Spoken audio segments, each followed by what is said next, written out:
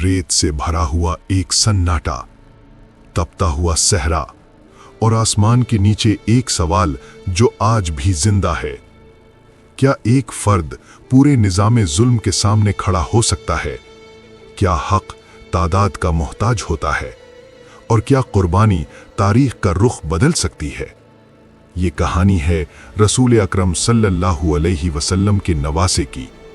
ये कहानी है इमाम हुसैन बिन अली रजी अल्लाहु अन्हु की। इस्लामी तारीख में कुछ नाम ऐसे हैं जो सिर्फ अफराद नहीं होते बल्कि नजरियात बन जाते हैं। इमाम हुसैन रजी अल्लाहु ताला अन्हु भी इन्हीं में से एक हैं। वो नबी रहमत सल्लल्लाहु अलैहि वसल्लम के नवासे थे, हजरत फातिमा के लख्ते जिगर, हजरत अली के बेटे।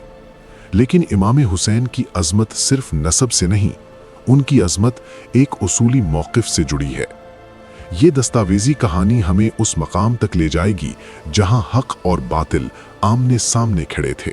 मदीना, रसूलुल्लाह का शहर, वही गलियां जहां नबी सल्लल्लाहु अलैहि वसल्लम ने बच्चों को कंधों पर बिठाया, वही घर जहां वही का नूर उतरा।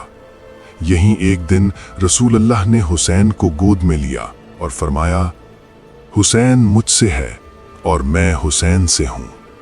यह सिर्फ मोहब्बत का इजहार नहीं था, ये मुस्तकबिल की तरफ एक इशारा था। इमाम हुसैन रजी अल्लाह ताला अन्हु की परवरिश नबवी माहौल में हुई। नमाज, तकवा, अदल और सच्चाई, ये सब उनकी शख्सियत का हिस्सा बन गए। वक्त आगे बढ़ता है, नबी सल्लल्लाहु अलैहि वसल्लम दुनिया से पर्दा फरमा जाते हैं। इस्लाम एक उम्मत बन चुका था, लेकिन आजमाइशें अभी बाकी थीं। हजरत अबू बकर, हजरत उमर, हजरत उस्मान, फिर हजरत अली, हर दौर में इमाम हुसैन ने खामोशी, वक़ार और हक के साथ खड़े रहने का रास्ता चुना। यहां तक कि खिलाफत का निज़ाम एक नाजुक मोड़ पर पहुंचा। यजीद की बैअत का मुतालबा आया। ये कोई मामूली सियासी मामला नहीं था, ये सवाल था, क्या किरदार को नजरअंदाज करके इक़्तिदार को कबूल किया जा सकता है? इमाम हुसैन ने इनकार किया, खामोश मगर वाज़े इनकार। मदीना अब महफूज नहीं रहा था। इमाम हुसैन ने मक्का का रुख किया। वहां से खुतूत आने लगे, कूफा से, आइए हम आपके साथ हैं, हम हक का साथ देंगे। इमाम हुसैन ने जल्दबाजी नहीं की, तहकीक की, मुशावरत की और फिर एक फैसला किया। ये सफर इक़्तिदार के लिए नहीं था, ये सफर गवाही देने के लिए था, हक की गवाही। करबला, एक ऐसा नाम जो तारीख में हमेशा गूंजता रहेगा। मुहर्रम की तपती हुई जमीन, सामने एक लश्कर, पीछे खैमे। पानी बंद कर दिया गया, बच्चे प्यास से बिलखने लगे। इमाम हुसैन ने जंग से पहले बात की, याद दहानी कराई, नबी का वास्ता दिया, लेकिन दिल सख्त हो चुके थे। यहां ताकत का तवाजुन नहीं था, यहां सच्चाई का इम्तिहान था।